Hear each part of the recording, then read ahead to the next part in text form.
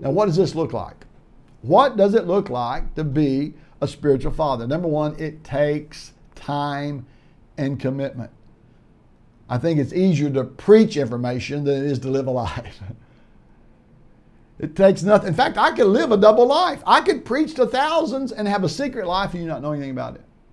But I cannot form a disciple or pour into a spiritual son and have that same stronghold in my life. I can never get somebody else free from where I'm in bondage. I can never see Christ formed in them if he's not formed in me. This is not about information. This is not being over someone. This is about coming under someone.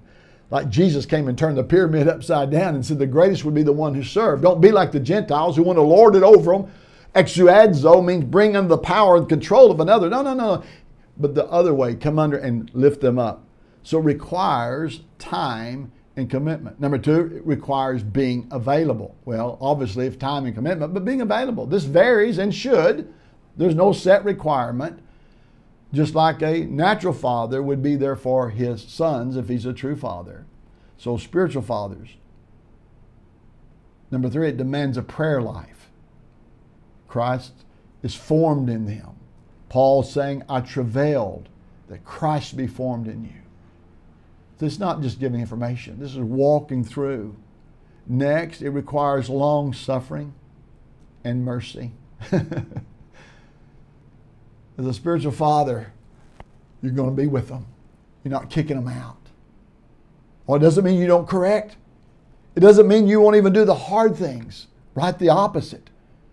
You just don't come heavy-handed. You come tenderly. As Paul says, I came to you as a nursing mom. I came to you tenderly as a parent. Why? Because that was the way his heart was towards them, full of mercy and long-suffering. To be able to say, yes, I've observed this. Are you aware of this going on in your life? Yes, to properly confront someone.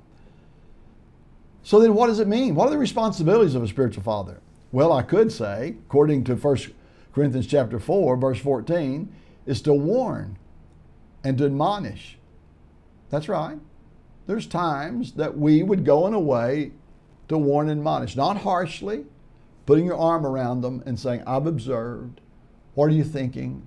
Are you aware of this? What's going on in your life? Also in the same chapter, 1 Corinthians chapter 4, verse 16, it talks about encouraging. It talks about affirming. Spiritual father affirms. It's like a blessing. It's like an alignment. Affirming, encouraging. Also would have to see in verse 16 and 17, they're serving as an example. Serving as an example. That Paul says, you follow me as I follow Christ. Serving as example before them.